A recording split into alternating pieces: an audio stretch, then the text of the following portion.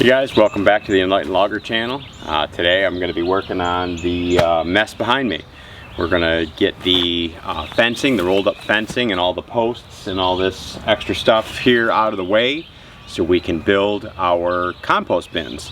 We've got about a third of a trailer left of the manure that we picked up the other day from the neighbor's sheep farm, and I've got a bunch of leaves and grass clippings already over there. So we've got a good start, a good mix that we're going to be putting in, as well as we're going to be working with John from the Sycamore Sawmill. Going to be getting a load of sawdust today too, so we can incorporate that, mix it in, and help us stretch it and get more out of it. So stick with us, and going to be getting to work here.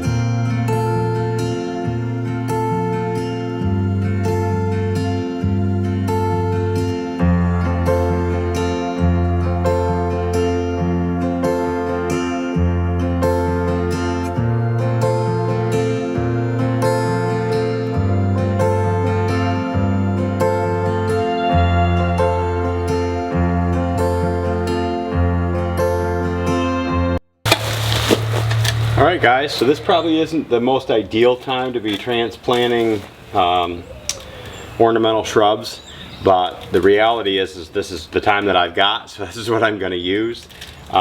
This is a beauty berry. They produced well this last year. We're just going to put them on the other side of the building here. We do have some supports we could put in place. Obviously we've got watering we can do all the time to get it up to snuff, and then I've got some manure I can put in the hole. But I'm going to get this guy dug up and out of the way. And then we're going to lay out our posts and the fencing section. I'm thinking about in the vicinity of 5 by 5. That's a really large area, but the reality is we've got lots of gardens here, and we're only going to expand that with our raised beds and our no-till system. So we're going to need a lot of space, we're going to need a lot of compost, we're going to need a lot of everything. So let's get to it.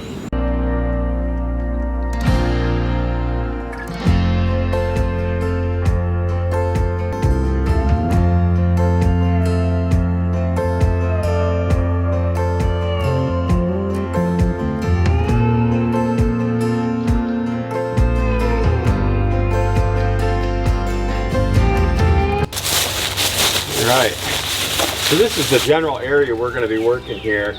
I don't mind this being cut off because of this tree. This is never really going to be a great, pathway or walkway anyway. So if I build the, the bin out to here or better, it's no big deal. Over here though, I'm going to want to watch my cutoff point, just because of the fact that I've got that steel building there right now, and I want to make sure that I can still get through there with at least the cart and anything else that we'll be walking through there in the time being until we can move that building. So I've got more than enough fence. As you can see, I can do any size that I want to. I'm thinking, initially I was thinking in the vicinity of 5 feet, which pushes out to about here. That's a pretty good sized bin, but at 6 feet puts me close to that tree. And if I can find a spot where I can get down in between his roots, that would be.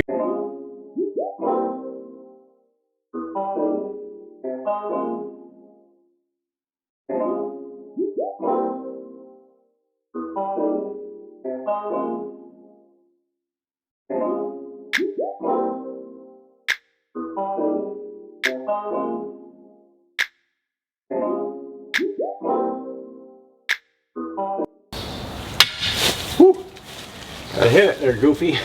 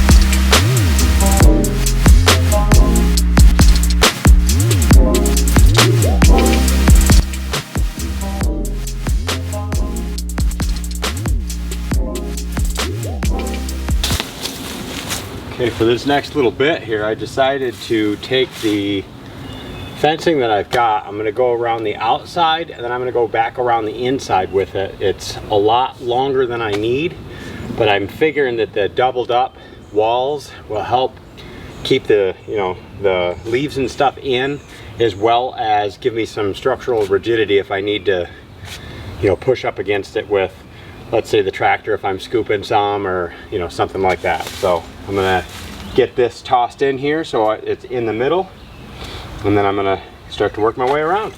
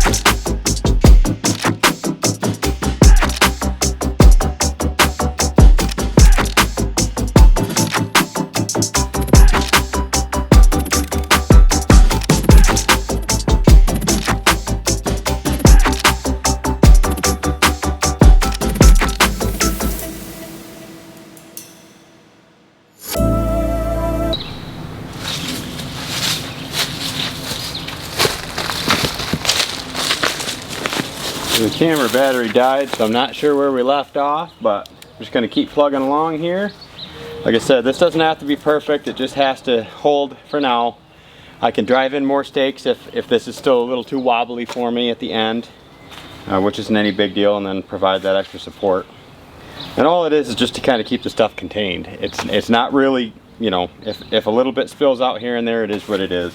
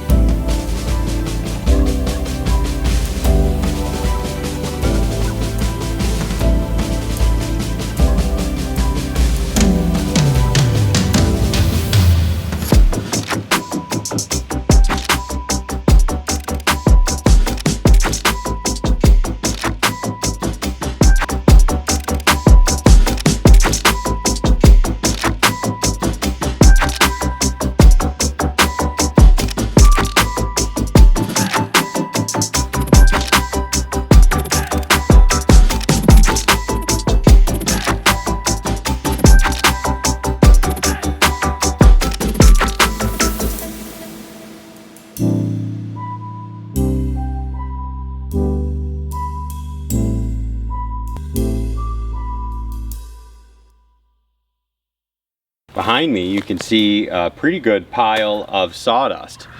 This is some partially aged stuff that I picked up from my buddy John at Sycamore Sawmill just down the road. I worked yesterday on helping him clean up a little bit of an area, and this is what I got in return. I love the barter and trade system.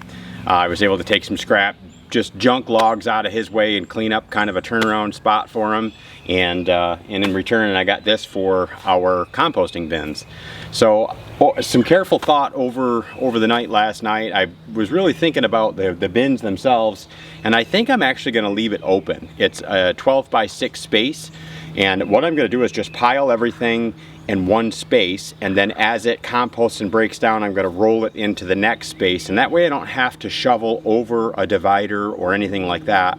And because the way it's structured, kind of downhill, and the positioning of it, I think I'll be able to stack it high enough because I have more than enough material. We've got everything from our leaves, because obviously we're surrounded by forest. We're mulching up our grass, so we bag all those clippings, put those in. I've got the sawdust, I've got the manure on the other side.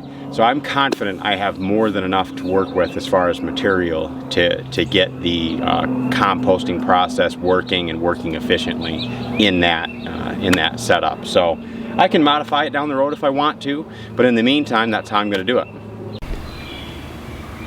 So this is pretty much the angle I was shooting at yesterday. I'm inside the steel building. There's the sawdust pile, and then on the other side of it is the manure, which, like I said, is probably maybe a quarter of a trailer at this point, or less, 15 to 20% of the trailer. But because it's such good stuff, it'll work great here, again, with our composting leaves that we've already got started, and grass clippings, and then our food waste will be going in there, everything from coffee grounds to eggshells. Okay, now I have a compost bin. So I've been reading quite a bit lately on the mixture of what I want to use, and it looks like about 4 to 1, brown to green. So I'm going to consider the manure green, I'm going to consider the grass green, the leaves are somewhat of a brown additive, more carbon heavy than they are nitrogen. So that's a pretty good mixture as my base. I'm going to pile them up into the corner here, and then I'm going to start adding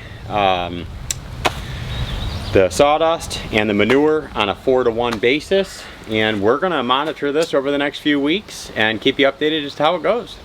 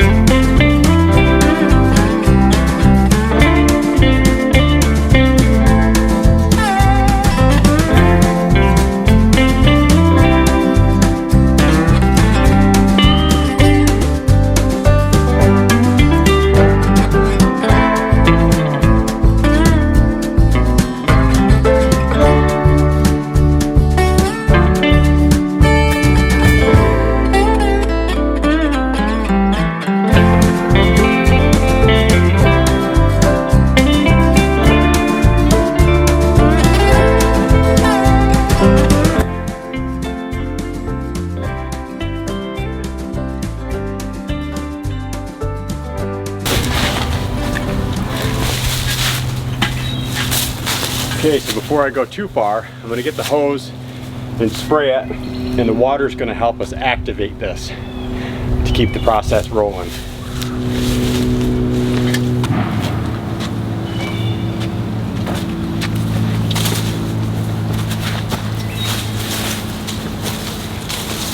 I'm going to hit it, pretty good shot of water here.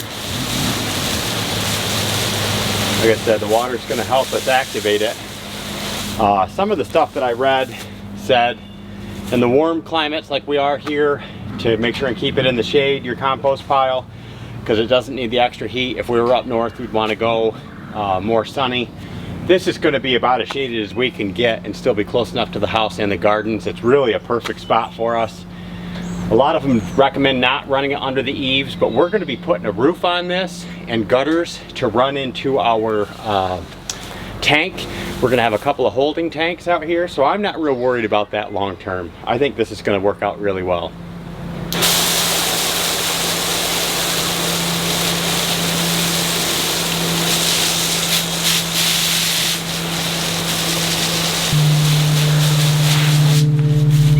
All right, that ought to be enough. Let's Throw the rest of our leaves on, more sawdust, more manure. Keep that layer going because we have so much of each. Should be a great compost pile.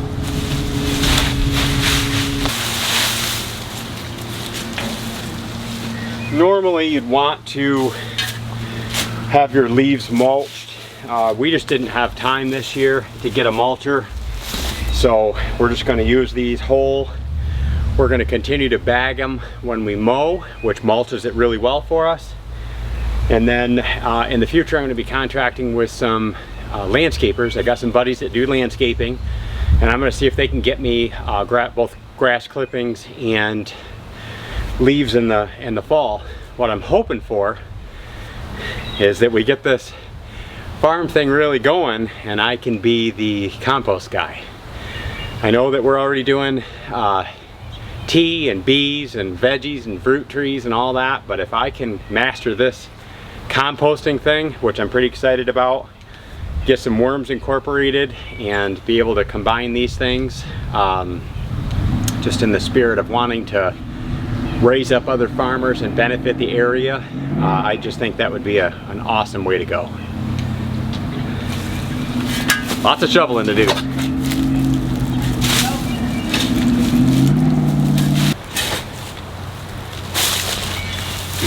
Going a little bit heavier on some of the compost as I mix it in because I don't have the leaves and I don't have the grass to mix in. And also, as you can see, it has a lot of straw and chips in it. So great organic matter, but not necessarily as green as I would like. So I'm going to go closer to a 1-to-1 on some of that, maybe a 2-to-1. And then after this next layer, I'm going to spray some more. Pretty sure you guys get the point.